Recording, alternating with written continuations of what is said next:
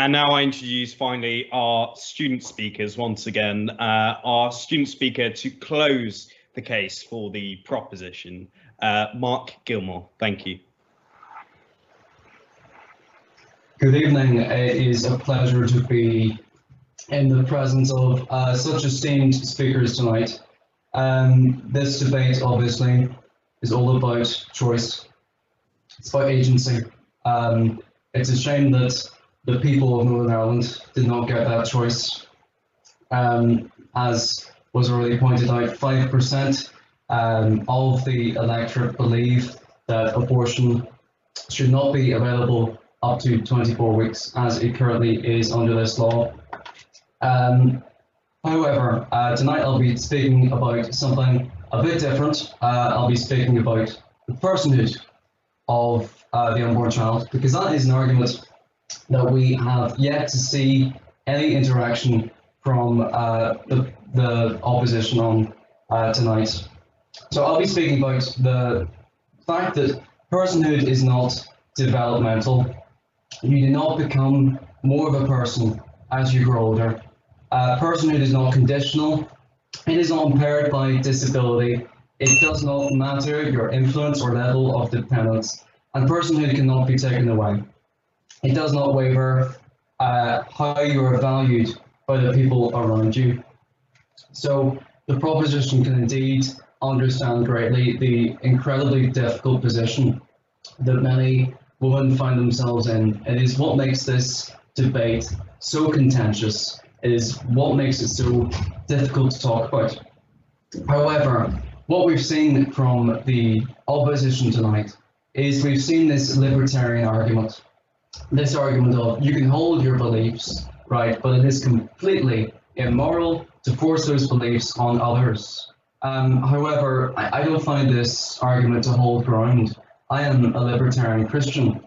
I don't believe that forced religion is religion. However, when it comes down to it, if you thoroughly believe, if you actually believe that the unborn child is a life as valuable as each of our own, then you cannot sit idly by and see that life be taken. It is akin to watching murder go uncriminalized. So the libertarian argument does not hold water. So when we're convicting someone, we have this threshold of beyond a reasonable doubt. And I think this threshold can come into play in this debate. If you can prove to me beyond a reasonable doubt that an unborn child is not alive, then I will cross over to the other side of the house and I will say, I am really sorry. I've done you a tremendous wrong, and I will become a passionate pro-choice voice.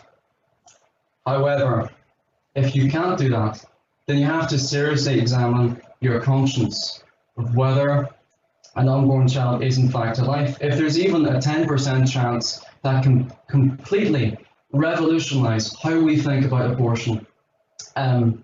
This analogy might seem a bit crude. It's just one I'm coming up with now. Say you were to press a button, and that button could give you a chance of winning £1 million, right? But there's a 10% chance that button will take the life of another. Let's say take the life of one of us here. Would any of us press it? No, we wouldn't press it, because we know that would be deeply irresponsible. We know that would be playing with life itself. So I want to invite you tonight, if you haven't considered the fact that an unborn child may even be alive, if you haven't even considered 10%, then I invite you to do so tonight. So I believe, and the proposition believe, that the hallmark of a society is how it treats its most, is not how it treats its most successful, but how it treats its most vulnerable. The question of abortion is so important to our understanding of human rights. Eleanor Roosevelt, she was the chairperson of the Declaration of Human Rights, Universal Declaration. She said, where after all do human rights begin? In small places. close to home, so close and so small that they cannot be seen on any map of the world. The right to life is not a qualified right. It is absolute. And if we do not extend it to every group, then it damages the right to life for everyone and begins the gradual unraveling of our concept of universal human rights, as Peadar Tóibín rightly pointed out. By delegitimizing the humanity of groups throughout history, we've been able to commit atrocities seemingly in good conscience. It's perfectly acceptable to carry out the mass slaughter of 6 million Jews because they're not really people. It's perfectly acceptable to have an entire race thrown into servitude because, well, they're only 3/5 of a person. A person is either a person or not. That is my first point. Personhood is not developmental. It doesn't develop. And obviously, if you don't believe that an unborn child is a person, there is nothing to say that it has any value whatsoever. And in that regard, we can certainly justify our decisions there. However, if an unborn child is a person, it changes everything. So I'm going to, first of all, present some scientific evidence. What is our evidence for this personhood? Well, firstly, I think an important question is whether a fetus can feel pain. I think this is important to personhood. Recent studies have shown that a fetus can feel pain in an unborn child up to 12 weeks. And a recent study just out last year has shown that the reflex response actually comes as early as 7.5 weeks. This is an important condition around personhood, because while we fight the personhood of animals, we often say an animal's personhood is defined by their ability to feel pain. And that is the chief argument surrounding legal animal personhood today. But we seemingly are unable to extend it to children.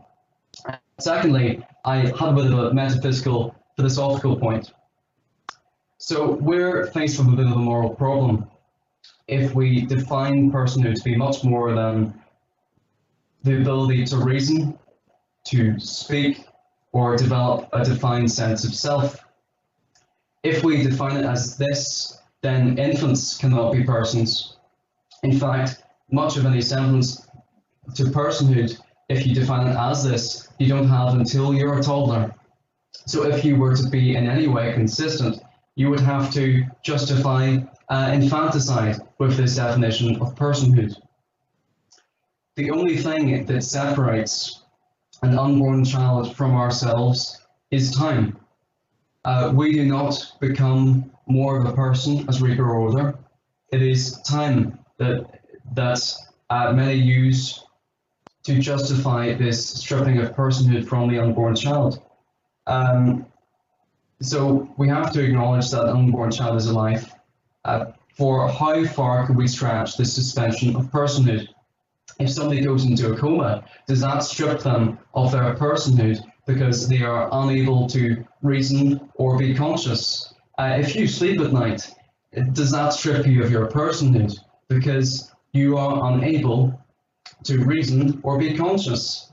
How do we justify these things if we define personhood in this way? Pro-choice activists will claim that the point of personhood is the point to which an unborn child can exist separately from their mother. Unfortunately, this is a completely self-defeating argument. A newborn child cannot exist separately from their mother or any paternal figure, and are entirely reliant upon a mother way into childhood. Thirdly, I'd like to look quickly at eugenics and abortion. We are increasingly seeing Down syndrome, unborn children being aborted at astronomical rates. 9 out of 10 Down syndrome babies who are diagnosed will be aborted. Carla Lockhart has already brought up Heidi Crowder. who says that she feels like less of a person under the eyes of the law because of this provision. It is state-sanctioned eugenics, and it will drastically affect the disabled community in this region. So I'd like to just summarize my points. The only distinction between us and the unborn is time. The ability to feel pain is evidence that personhood is present. And we must define personhood to be the potential, if we are in any way to be consistent with our values and understanding of a person after they are born. So I beg the House to propose this motion and to join with me in saying, in the words of Dr. Seuss, a person is a person, no matter how small. Thank you.